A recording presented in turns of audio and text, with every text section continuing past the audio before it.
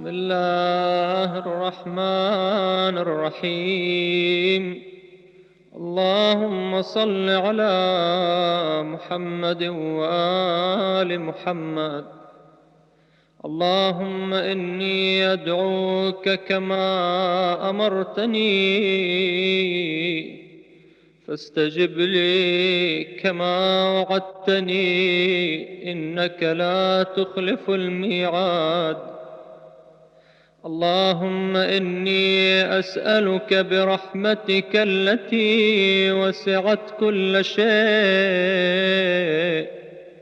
وبقوتك التي قهرت بها كل شيء، وخضع لها كل شيء، وذل لها كل شيء، وبجبروتك التي غلبت بها كل شيء، وبعزتك التي لا يقوم لها شيء، وبعظمتك التي ملأت كل شيء، وبسلطانك الذي على كل شيء، وبوجهك الباقي بعد فناء كل شيء، وبأسمائك التي ملأت أركان كل شيء،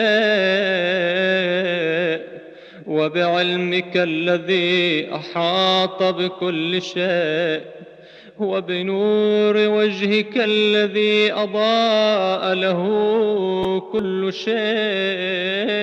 يا نور يا قدوس، يا أول الأولين ويا آخر الآخرين. اللهم اغفر لي الذنوب التي تهتك العصام. اللهم اغفر لي الذنوب التي تنزل النقام. اللهم اغفر لي الذنوب التي تغير النعم. اللهم اغفر لي الذنوب التي تحبس الدعاء. اللهم اغفر لي الذنوب التي تنزل البلاء. اللهم اغفر لي كل ذنب أذنبته، وكل خطيئة أخطأتها.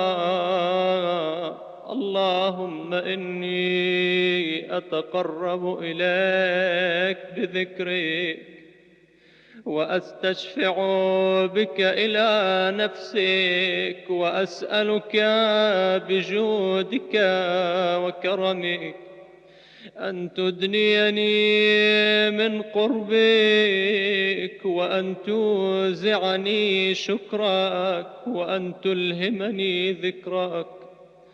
اللهم إني أسألك سؤال خاضع متذلل خاشع، أن تسامحني وترحمني، وتجعلني بقسمك راضيا قانعا، وفي جميع الأحوال متواضعا. اللهم وأسألك سؤال من اشتدت فاقته، وأنزل بك عند الشدائد حاجته، وعظم فيما عندك رغبته.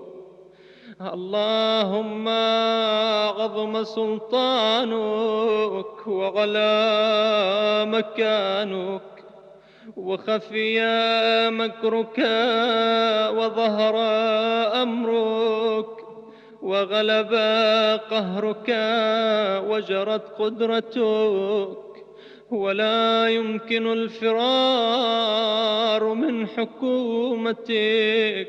اللهم لا أجد لذنوبي غافرا، ولا لقبائحي ساترا، ولا لشيء من عمل القبيح بالحسن مبدلا غيرك. لا إله إلا أنت سبحانك وبحمدك. ظلمت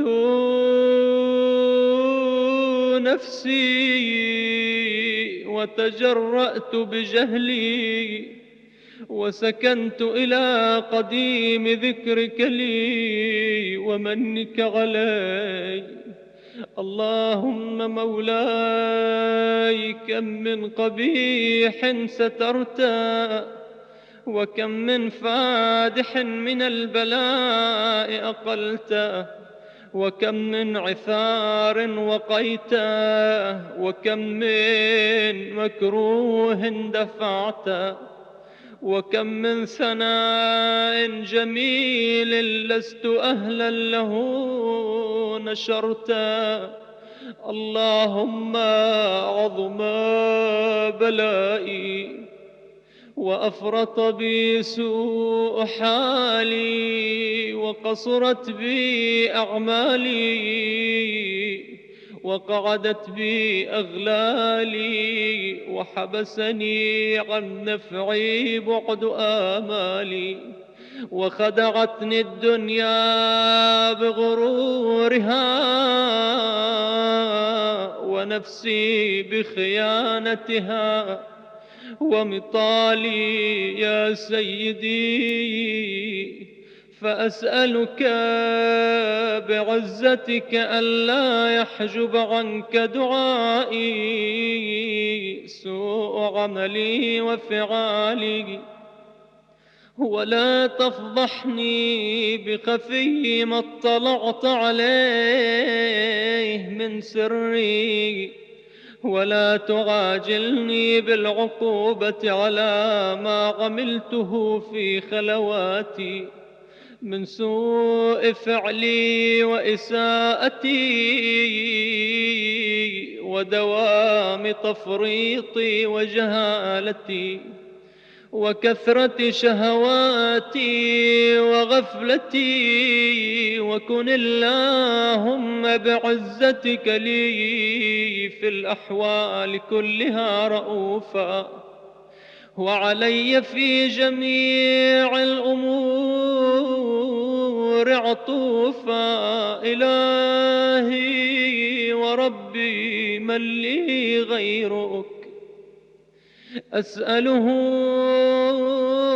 كشف ضري والنظر في أمري. إلهي ومولاي، أجريت علي حكما اتبعت فيه هوى نفسي، ولم أحترس فيه من تزيين عدوي، فغرني بما أهوى وأسعده على ذلك القضاء، فتجاوزت بما جرى علي من ذلك بعض حدودك، وخالفت بعض أوامرك، فلك الحجة علي في جميع ذلك، ولا حجة لي فيما جرى علي فيه قضاؤك، وألزمني فيه حكمك وبلاؤك. وقد أتيتك يا إلهي بعد تقصيري وإسرافي على نفسي، معتذرا نادما منكسرا مستقيلا، مستغفرا منيبا مقرا مذعنا معترفا، لا أجد مفرا مما كان مني، ولا مفزعا أتوجه إليه في أمري غير قبولك عذري وإدخالك إياي في سعة من رحمتك. إلهي واقبل عذري وارحم شدة ضري وفكني من شد وثاقي. يا رب ارحم ضعف بدني ورقة جلدي ودقة عظمي. يا من بدأ خلقي وذكري وتربيتي وبري وتغذيتي، هبني لابتداء كرمك وسالف برك بي يا إلهي وسيدي وربي. أتراك معذبي بنارك بعد توحيدك وبعد ما انطوى عليه قلبي من معرفتك ولهج به لساني من ذكرك واعتقده ضميري من حبك وبعد صدق اعترافي ودعائي خاضعا لربوبيتك. هيهات أنت أكرم من أن تضيع من ربيت أو تبعد من أدنيت أو تشرد من آويت أو تسلم إلى البلاء من كفيته ورحمت. وليت شعري يا سيدي وإلهي ومولاي أتسلط النار على وجوه خرت لعظمتك ساجدا وعلى ألسن نطقت بتوحيدك صادقا وبشكرك مادحا وعلى قلوب اعترفت بإلهيتك محققا وعلى ضمائر حوت من العلم بك حتى صارت خاشعة وعلى جوارح سعت إلى أوطان تعبدك طائعا وأشارت باستغفارك مذعنا. ما هكذا الظن بك ولا أخبرنا بفضلك عنك يا كريم.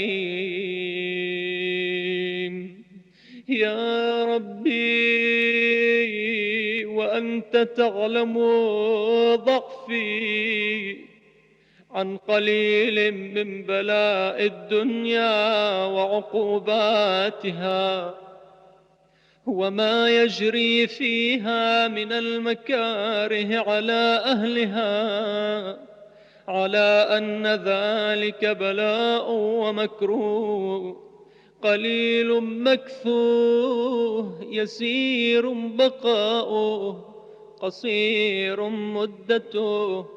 فكيف احتمالي لبلاء الآخرة وجليل وقوع المكاره فيها وهو بلاء تطول مدته ويدوم مقامه ولا يخفف عن أهله، لأنه لا يكون إلا عن غضبك وانتقامك وسخطك، وهذا ما لا تقوم له السماوات والأرض.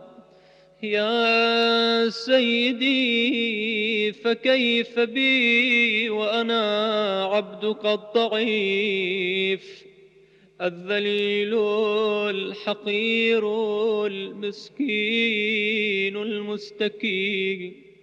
يا إلهي وربي وسيدي ومولاي، لأي الأمور إليك أشكو ولما منها أضج وأبكي لأليم العذاب وشدته، أم لطول البلاء ومدته؟ فلئن صيرتني للعقوبات مع أعدائك، وجمعت بيني وبين أهل بلائك، وفرقت بيني وبين أحبائك وأوليائك، فهبني يا إلهي وسيدي ومولاي وربي، صبرت على عذابك، فكيف أصبر على فراقك؟ وهبني صبرت على حر نارك، فكيف أصبر عن النظر إلى كرامتك؟ أم كيف أسكن في النار ورجائي عفوك؟ فبعزتك يا سيدي ومولاي أقسم صادقا لئن تركتني ناطقا لأضجن إليك بين أهلها ضجيج الآملين، ولأصرخن إليك صراخ المستصرخين، ولأبكين عليك بكاء الفاقدين، ولأصرخن إليك صراخ المستصرخين، ولأبكين عليك بكاء الفاقدين، ولأنادينك أين كنت يا ولي المؤمنين، يا غاية آمال العارفين، يا غياث المستغيثين، يا حبيب قلوب الصادقين، ويا إله العالمين. أفتراك سبحانك يا إلهي وبحمدك تسمع فيها صوت عبد مسلم سجن فيها بمخالفته، وذاق طعم عذابها بمعصيته، وحبس بين أطباقها بجرمه وجريرته، وهو يضج إليك ضجيج مؤمل لرحمتك، ويناديك بلسان أهل توحيدك، ويتوسل إليك بربوبيتك. يا مولاي، فكيف يبقى في العذاب وهو يرجو ما سلف من حلمك ورأفتك؟ أم كيف تؤلمه النار وهو يأمل فضلك ورحمتك؟ أم كيف يحرقه لهيبها وأنت تسمع صوته وترى مكانه؟ أم كيف يشتمل عليه زفيرها وأنت تعلم ضعفا؟ أم كيف يتغلغل بين أطباقها وأنت تعلم صدقا؟ أم كيف تزجره زبانيتها وهو يناديك يا رباه؟ أم كيف يرجو فضلك في عتقه منها فتتركه فيها؟ هيهات ما ذلك الظن بك، ولا المعروف من فضلك، ولا مشبه لما عاملت به الموحدين من برك وإحسانك. فباليقين أقطع لولا ما حكمت به من تعذيب جاحديك، وقضيت به من إخلاد معانديك، لجعلت النار كلها بردا وسلاما، وما كانت لأحد فيها مقرا ولا مقاما، لكنك تقدست أسماؤك أقسمت أن تملأها من الكافرين من الجنة والناس أجمعين، وأن تخلد فيها المعاندين، وأنت جل ثناؤك قلت مبتدئا وتطولت بالإنعام متكرما، أفمن كان مؤمنا كمن كان فاسقا لا يستوون. إلهي وسيدي، فأسألك بالقدرة التي قدرتها وبالقضية التي حتمتها وحكمتها وغلبت من عليه أجريتها، أن تهب لي في هذه الليلة وفي هذه الساعة كل جرم أجرمته وكل ذنب أذنبته وكل قبيح أسررته وكل جهل عملته كتمته أو أعلنته، أخفيته أو أظهرته، وكل سيئة أمرت بإثباتها الكرام الكاتبين الذين وكلتهم بحفظ ما يكون مني، وجعلتهم شهودا علي مع جوارحي، وكنت أنت الرقيب علي من ورائهم والشاهد لما خفي عنهم، وبرحمتك أخفيت وبفضلك سترت، وأن توفر حظي من كل خير تنزله أو إحسان تفضله أو بر تنشره أو رزق تبسطه أو ذنب تغفره أو خطأ تستره، يا رب يا رب يا رب، يا إلهي وسيدي ومولاي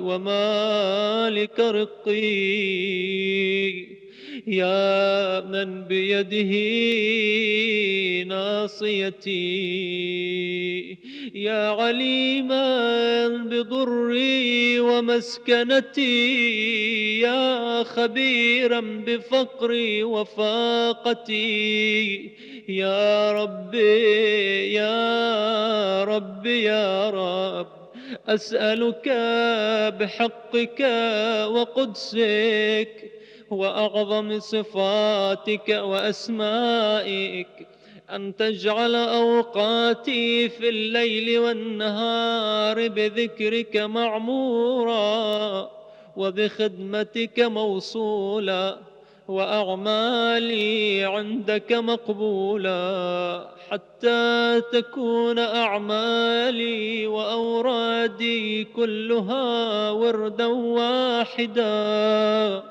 وحالي في خدمتك سرمدا. يا سيدي يا من عليه معولي، يا من إليه شكوت أحوالي، يا رب يا رب يا رب، قو على خدمتك جوارحي واشدد على العزيمة جوانحي، وهب لي الجد في خشيتك والدوام في الاتصال بخدمتك، حتى أسرح إليك في ميادين السابقين وأسرع إليك في المبادرين، وأشتاق إلى قربك في المشتاقين،